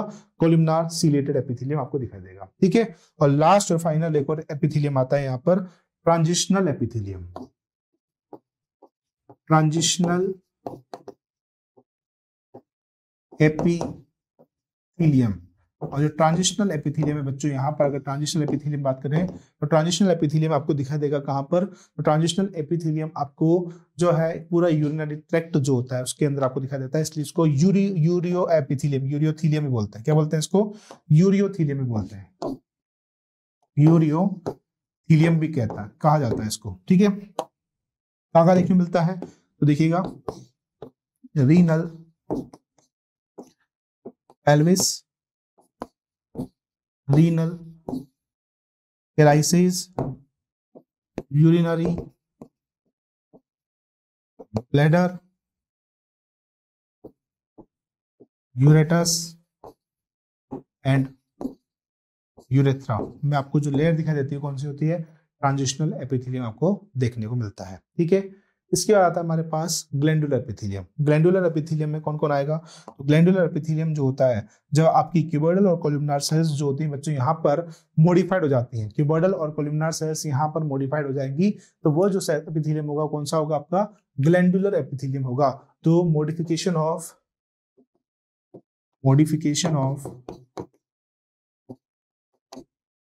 Columnar and cuboidal epithelium, this is called, क्या कहलाता है आपका? ग्लैंडुलर कहलाता है। ग्लैंड्स जो होती है बच्चों यहाँ पर हमारे पास दो अलग अलग देखने को मिलता है, एक तो यूनिसेलुलर और दूसरा मल्टी सेलुलर। अब बच्चों में अगर मैं आपसे बात करूं बच्चों, तो ऐसा नहीं कि यूनिसेलुलर ऑर्गेनिज्म के अंदर देखने को मिलता है। यूनिसेलुलर सेल जो मल्टी सेलुलर के अंदर जो यूनिसेलुलर सेल्स हैं वहां पर आपको देखने मिलता है कौन सा? ग्लैंड। आपको जो है यहाँ पर यूनिसेलुलर ग्लैंड देखने मिलता है, मल्टी सेलुलर देखने मिलता है। ग्लैंड सिर्फ और सिर्फ आपको कहाँ देखने मिलता है बच्चों? सिर्फ और सिर्फ मल्टी सेलुलर ऑर्गेनिज्म के अंदर देखने मिलता है। लेकिन वहां पर जो यूनिसेलुलर सेल्स प्रेजेंट होती है, जैसे हमारी बॉडी के अंदर, एनिमल बॉडी के अंदर गॉबलेट सेल्स प्रेजेंट होती हैं, इसके अंदर देखने मिलता है। ठीक है, सेलिब्री ग्लैंड प्रेजेंट होती है, तो यहाँ पर आपको जो है ग्लैंड देखने मिलती है। जैसे देखिए ये यूनिसेलुलर है जिसमें सिंगल सेल प्रेजेंट है, जिसको कॉल्ड यूनिसेलुलर, और एक ऐसी बच्चों यहाँ पर मल्टी सेलुलर। तो यूनिसेलुलर जो है आपको कहाँ देखने मिलती है बच्चों? गॉबलेट सेल्स के अंदर, गॉबलेट सेल्स के अंदर जो आपको देखने मिलेगा। और मल्टी सेलुलर कहाँ देखने मिलता है आपको? सलाइवरी ग्लैंड के अंदर। मल्टी सेलुलर कहाँ देखने मिलेगा आपको? सलाइवरी ग्लैंड के अंदर। ठीक है, तो अब बात करते हैं अगला ग्लैंडुलर एपिथेलियम के बाद। ये हो गया unicellular. Based on number of cells, unicellular gland और multicellular gland. Unicellular gland जो होती है बच्चों यहाँ पर क्या करती है? Consisting isolated of glandular cells, जिसमें goblet cells of alimentary canal, जो कि क्या करेगी बच्चों यहाँ पर? सिक्रेट करेगी किसको? म्यूकस को। सिक्रेट म्यूकस का सिक्रेशन करने का काम करती हैं। और consist of cluster of cells, cerebral gland, gastric gland और इंटेस्टाइनल ग्लैंड के अंदर आपको देखने मिलता है। ठीक है, अब बात करते हैं हम लोग यहाँ पर बेस्ड ऑन प्रेजेंस और एब्सेंस ऑफ ग्लैंड्स, डक्ट्स की बात करते हैं। Exocrine gland, endocrine gland and heterocrine gland. Exocrine gland की बात करते हैं तो एक्सोक्राइन ग्लैंड के अंदर हमारे पास क्या होता है बच्चों? यहाँ पर एक्सोक्राइन ग्लैंड के अंदर हमारे पास आपको देखने मिलता है, इसके अंदर एक आपको ग्लैंड के ऊपर डक्ट देखने मिलती है। क्या देखने मिलेगी बच्चों? आपको डक्ट देखने मिलती है। तो एंडोक्राइन, जैसे की बात करें एक्सोक्राइन ग्लैंड के बारे में, तो एक्सो का मतलब होता है बाहर। एक्सो का मतलब क्या होगा बच्चों? बाहर। बाहर कैसे करती है? जैसे की बात करें, ये आपकी एक्सोक्राइन ग्लैंड है, इस ग्लैंड के जस्ट बाहर की तरफ इस तरीके से डक्ट प्रेजेंट होती है। ये जो भी चीज का फॉर्मेशन करेगी उसको बाहर की तरफ सीक्रेट करने का काम करती है। जैसे बात करें सेलिवरी ग्लैंड, जो सेलिवरी ग्लैंड होता है बच्चों, आपने देखा होगा आपके माउथ के अंदर सलाइवा कहाँ सीक्रेट होता है? अंदर से बाहर की ओर सीक्रेट होता है। ठीक है, तो ये आपको कौन सी ग्लैंड दिखाई देती है?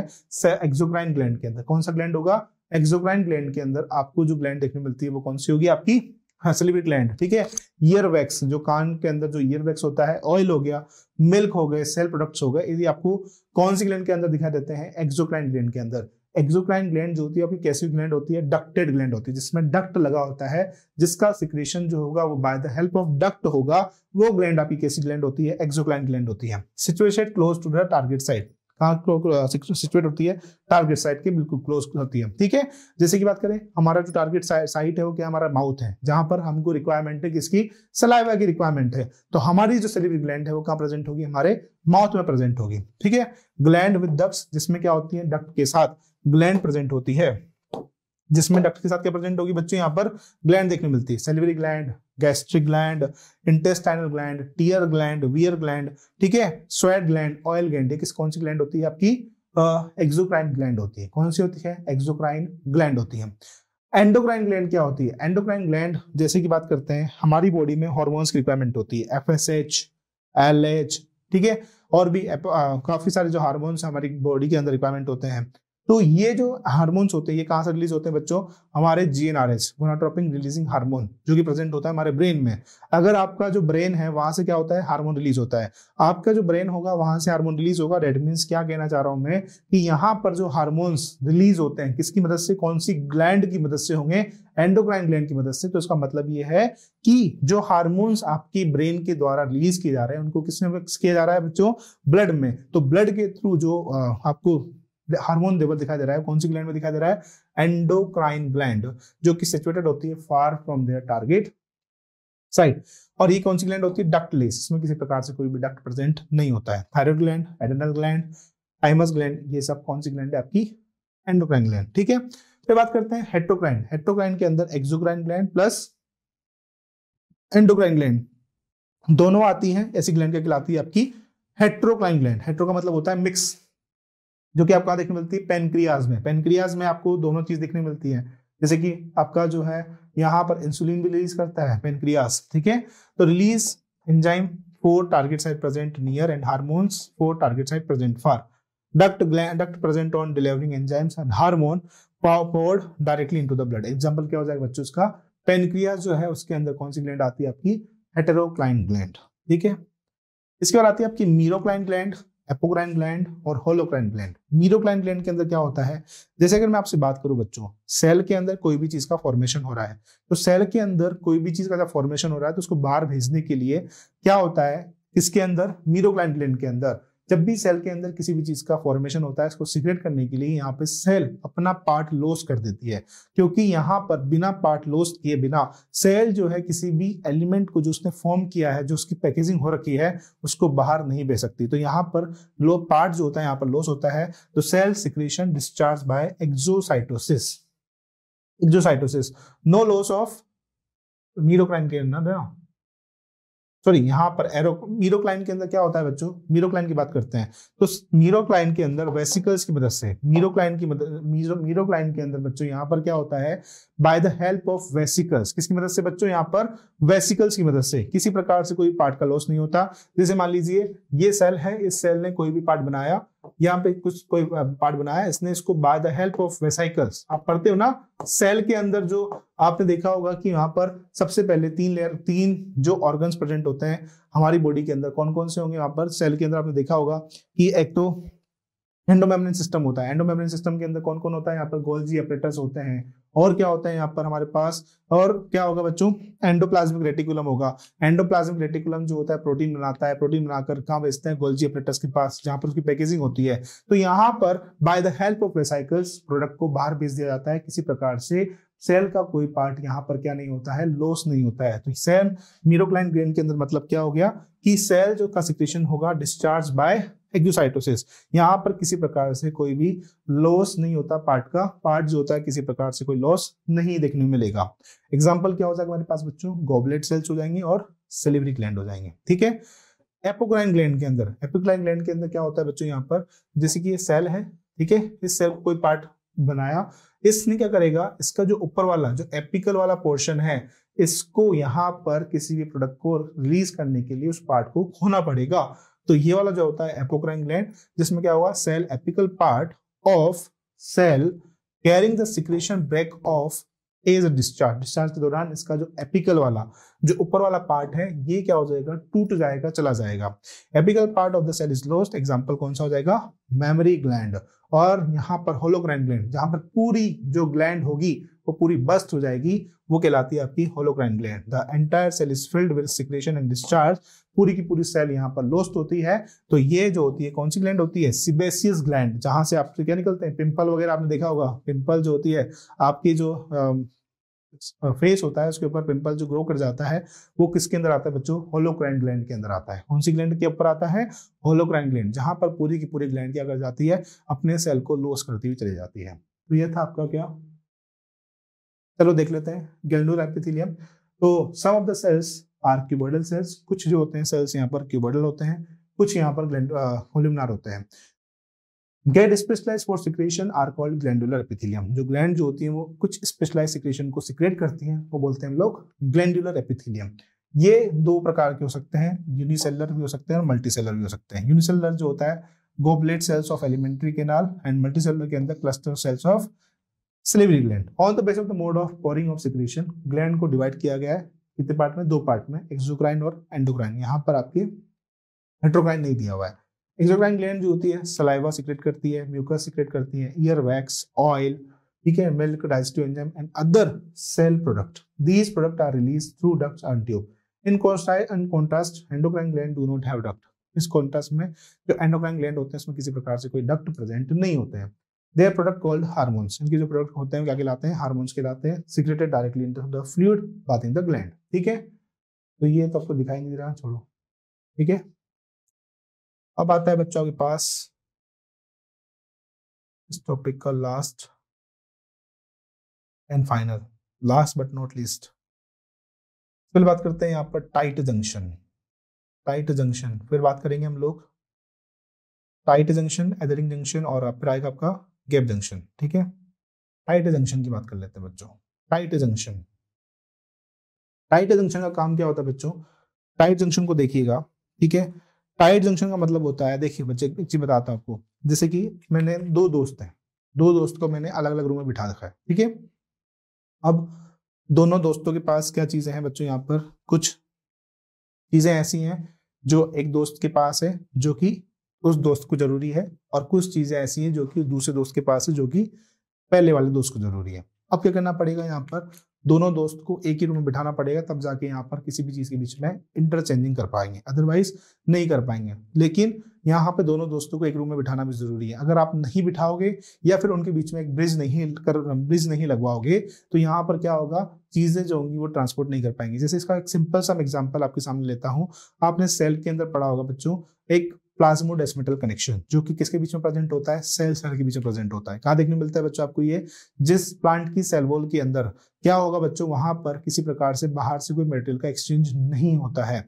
यहाँ पर क्या होता है बच्चों, सेल के बीच में कनेक्शंस लगे होते हैं। क्या लगे होते हैं, सेल के बीच में कनेक्शंस लगे होते हैं। जैसे आपको दिखाई दे रहा होगा ये एपिथेलियल सेल्स हैं, इन एपिथेलियल सेल्स के बीच में यहाँ पर क्या लगे हुए हैं बच्चों, कनेक्शंस लगे हुए हैं। इसका जो आपका टाइट जंक्शन, इसका दूसरा नाम क्या है यहाँ पर, जोना ओक्यूलिडेंस। क्या नाम है, जोना ओक्यूलिडेंस, जोना ओक्यूलिडेंस इसका नाम है, टाइट जंक्शन। ठीक है, इसके अंदर क्या होता है बच्चों, चीजों को इंटरचेंज करवाने के लिए सेल्स के बीच में लगने वाला जंक्शन क्या कहलाता है, आपका टाइट जंक्शन लगता है। ठीक है, all the cells of epithelium are held with little intercellular animal material. ठीक है, जितने भी जो आपकी एपिथेलियम सेल्स हैं वो हेल्ड की जाती हैं together with little intercellular material की मदद से। In nearly all animal tissue specialised junction provide both structural and functional links between the each individual cells. 3 types of cell junction are found in epithelium cells and other tissues. They are tight junction, adhering junction and gap junction. Tight junction जो होता है वो substances को store करने में help करता है from leaking across a tissue. ठीक है, तो यहाँ पर इसका टाइट जंक्शन का काम क्या होता है, एक तो सब्सटेंसेस को क्या करना बच्चों, यहाँ पर इंटरचेंज करवाना, साथ के साथ यहाँ पर टिश्यू को लीक करवाने में भी हेल्प करना। क्योंकि टाइट जंक्शन यदि खुला रहेगा तो सब्सटेंसेस लीक होंगे, और नहीं बंद हो जाएगा तो कैसे होंगे, यहाँ पर क्लोज स्टॉप सब्सटेंसेस को जो है बाहर नहीं जाने देगा। ठीक है, फिर आता है आपका जोना एडहेरेंस। जोना एडहेरेंस का मतलब हो गया आपकी एदरिंग जंक्शन, जो कि कैसे काम करती है बच्चों, सीमेंटिंग लेयर की तरह काम करती है। ये है आपकी कौन सी, जोना एडहेरेंस। जोना एडहेरेंस जो होती है बच्चों यहाँ पर आपकी कैसे काम करेगी, 2 सेल के बीच में सीमेंट के रूप में काम करती है, जिसको बोलते हैं हम लोग जोना एडहेरेंस। ठीक है, सीमेंटिंग लेयर होती है। Adhering junction perform a cementing keep neighbouring cells together, आपस में एक दूसरे सेल्स को बिल्कुल चिपका के रखने का, पास में रखने का काम करती हैं। और गैप सेल्स होती हैं, गैप सेल्स होती हैं क्या करती हैं बच्चों, फैसिलिटेट करती हैं कनेक्शंस को बिटवीन सेल, कम्युनिकेट करवाने का। Cell junction facilitate the cells to communicate with each other by the connecting the cytoplasm of adjoining cells for rapid transfer of ions, molecules and something big molecules को pass करवाने का काम कौन करेगा, यहाँ पर गैप जंक्शन करता है। कौन करेगा बच्चों, यहाँ पर गैप जंक्शन करता है। This is called the gap junction. ये है आपका कौन, गैप जंक्शन। ठीक है, तो आपको समझ में आ गया। मैंने आपको क्या बताया, यहाँ पर मैंने आपको बताया कि सबसे पहला टाइट जंक्शन जो कि सब्सटेंसेस को स्टॉप करने में हेल्प करता है, मतलब बाहर लीक करने में हेल्प करेगा। दूसरा, द लीक जो होगा उसको रोकता है, कहने का मतलब ये है लीक करने से रोकने का काम करता है कौन, टाइट जंक्शन। दूसरा यहाँ पर कौन है, यहाँ पर बच्चों आपके सामने दूसरा आता है आपके सामने एडहेरिंग जंक्शन, जो कि सीमेंटिंग लेयर है। दो सेल्स को आपस में सीमेंटेड रखने का काम करती है। और लास्ट में आता है गेम जंक्शन। जो गेम जंक्शन होते हैं बच्चों, यहाँ पर क्या करते हैं, आपके सामने चीजों को ट्रांसपोर्ट करने का काम करते हैं। ठीक है, तो इस लेक्चर में इतना ही। अगली लेक्चर में हम पढ़ने वाले हैं बच्चों कनेक्टिव टिश्यूज के बारे में। आई होप सो कि आपको जो है एपिथेलियल टिश्यू बहुत अच्छे से समझ में आ गया होगा। अगर फिर भी आपको कहीं डाउट लगता है तो प्लीज कमेंट बॉक्स में कमेंट जरूर कीजिएगा, चैनल को लाइक कीजिएगा, सब्सक्राइब कीजिएगा और एक बार www.acadexcel.com पर जाकर भी विजिट करिएगा। फॉर मोर अपडेट्स आप जो है चीज़ों को मतलब ज़्यादा से ज़्यादा आपने देखा होगा कि पेपर वगैरह आपको टाइम टू टाइम देखने को मिल रहे हैं, तो उनका जो है सॉफ्ट कॉपी आपको कहाँ देखने मिलता है बच्चों, हमारे टेलीग्राम चैनल पे देखने मिलेगा। सारी चीज़ें आपको डिस्क्रिप्शन बॉक्स में नीचे दी गई हैं, तो सारे लिंक्स दिए गए हैं। Thank you so much.